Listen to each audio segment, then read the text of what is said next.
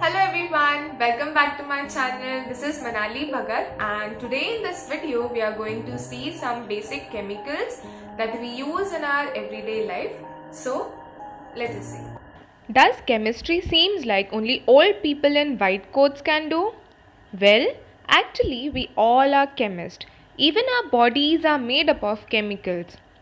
When we eat, we sit, we talk, we walk, all the chemical reactions are taking place in our body. The most obvious way is in the kitchen. When we cook something, a chemical reaction occurs, raw food becomes cooked food for our body to digest the food properly. Also in our environment, we are surrounded with chemicals. Our fertilizers and compost for our gardens are created when chemical reactions take place. Cow and horse dung is used to fertilize plants. Factories release waste products or chemicals in the environment, and these chemicals can cause pollution and some of them can also be helpful for the environment. Let us see some chemicals which we use in our everyday life. Perfumes and deodorants which we use daily is made up of a chemical compound or a chemical which is known as ethanol. Next up is alum. The chemical name is potassium aluminium sulfate, which is used in the purification of water. And the next one is sugar.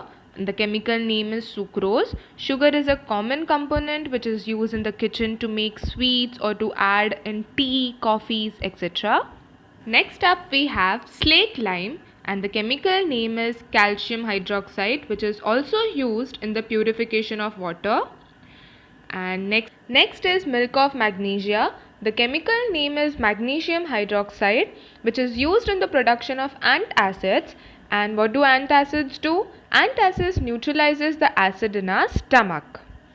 Next is calcium and fluoride. Calcium and fluoride are the major components in the manufacturing of toothpaste. And next is acetic acid, which is also known as vinegar, which is used as a preservative or to make jams and pickles.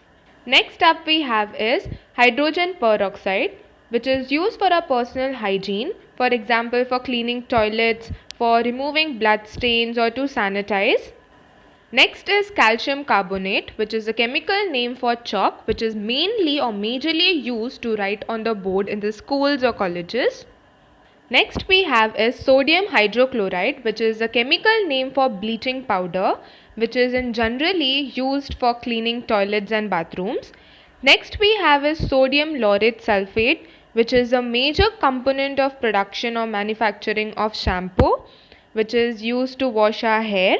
Next up we have is sodium bicarbonate, which is a chemical name for baking soda. Obviously that is used for baking cakes and all.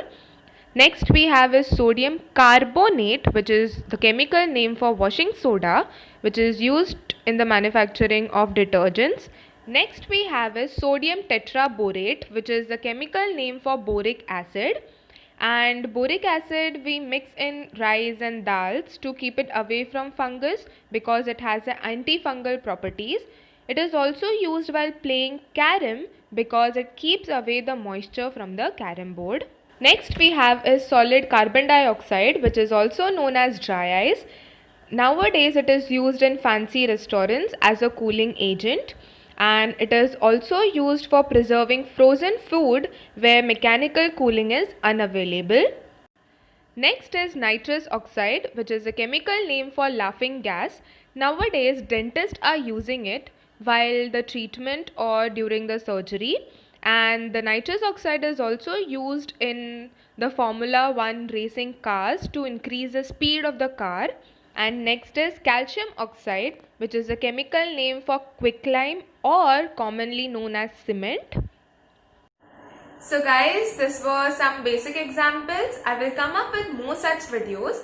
If you like this video, do let me know in the comment section below, and do not forget to like, share and subscribe my channel and to press the bell icon. Thank you for watching.